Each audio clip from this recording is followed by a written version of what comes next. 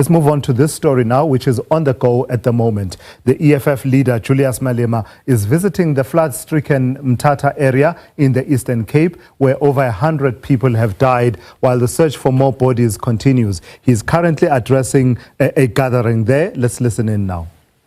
Pretending to be doing something after the facts. After more than 100 people died, the army only comes after the facts. So we want a responsive government, and the EFF is such a responsive government where if there is a disaster means there is an emergency. You can't be calling meetings and we must meet on the ground and help people on the ground, not meetings in boardrooms and talking English when children are dying. So we are going to make sure you are all of you attended to. Yesterday, the national chair was telling me we had one family with a bereavement. There is 4 families now who want to bury their loved ones. We are going to help them as the EFF to bury those loved ones in a dignified manner so that we restore the dignity of this.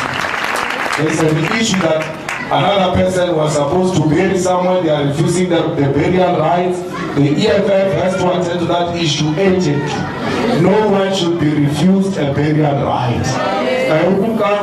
If it's traditional leadership, we can take it up with him, then he will take it up with those people. If it's the police or the municipality, we will take it up with the police and the municipality to make sure that whoever needs to be buried must be buried, and no one must be denied a right to be buried in a dignified manner. So we are with you and we are going to support you. Leaders of the EFF know the leaders of the centers. Bambanani says they are not recognized as a center. They have been chased out of a church or whatever. We need to find them an alternative accommodation as soon as possible. Whether the people want to stay there or not, it is a personal choice. But we cannot have children sleeping under trees because someone is denying people access. Let's find them a hall, let's find them a church, let's find them a school. Let's go back to the same church and plead with the church that please accommodate these people while we're still looking for urgent solution. So please, all of us, let's work with the leadership of the EFF. This person who's chairing here is our provincial chairperson of the EFF. He's also in the legislature. He is a member of the legislature, so he is here to help you and to make sure that daily issues are attended to. When I leave here, I'm going to call on other people. Gift of the givers, we thank them for helping us, for helping our people. Gift of the givers is always there. But where is Mthatha Foundation? When parents are saying, we are asking for clothes for children, we only got tracksuit, 1 tracksuit per child. We are going to call on Mthatha to bring the toys, to bring the clothes for the children, and not only Mthatha, different kind of rich people. There is a disaster here. They cannot behave like there is no disaster here.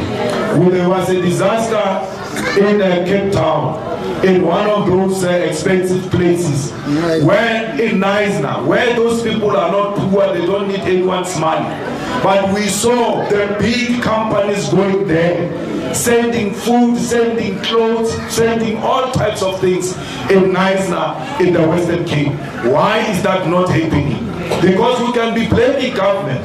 Where are our rich black brothers who must be coming in to give children clothes, to give women who are needing these centers, all of them, sanitary pads, to give them clothes, not only blankets, because we know the disaster washed away the clothes, the furniture, and the belongings of our people. Let's help them to rebuild their life. We call on the rich people, especially black people, to come in and help our people with everything necessary. We cannot be sitting here and begging for peanut butter. There should be people fighting to bring more peanut butter to come and support our people. So please, and what made me happy is that the leaders of these centers are women, Abu Mama. Please hold it like that. You are very strong, and it is through that spirit that you will attract a lot of support. Don't be scared to talk, because you must not receive food for lying. You have to tell the truth. If they say sponsors won't come because you are telling the truth, then it means the sponsors like lies. We don't want people who want lies. So continue to speak, continue to express yourself, speak truth to power. Where there are issues, please speak to us. You can't take people to BNP. The first question you need to ask yourself is, who owns the BNP? It's the ANC people. It is the ANC leaders. It's the KST councillors who own the BNP. They go to the BNP, they pay themselves. The victims are not that many. Now we are told, government says it's 4,500. Why? They've added their relatives on the list of victims, and they want to give those things to their relatives. So we are not going to allow that. That's why there must be centers, because at the center we know each other. You can't say in this center there are 500 victims. The center would say no, but we don't have such a number. We have 200, we have 150. Who are the rest of other people?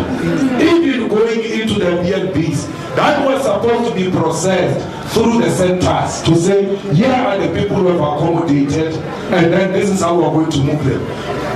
BNB is very expensive. Per day, it's a lot of money. They should be using that money to create some temporary structures for individual families.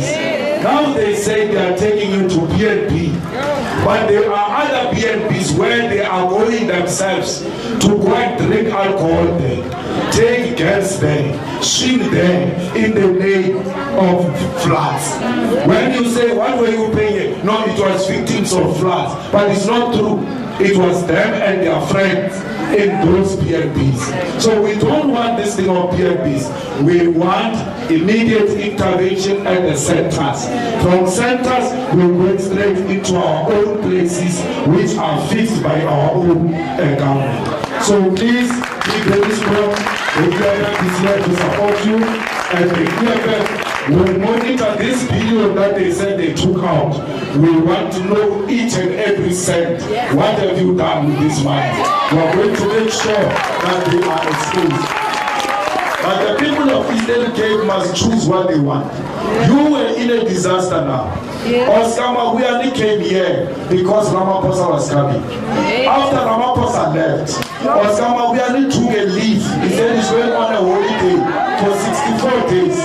How can you, the people of Eastern Cape, allow a premier to go on a holiday for 64 days when you fought a disaster? I mean, even if I'm on holiday, once a disaster happens, when I'm in America on a holiday, I have to cut the trip and come back. Mabuyani doesn't cut a trip. He starts a trip in the middle of a disaster and leaves his own people. So you must punish them for that.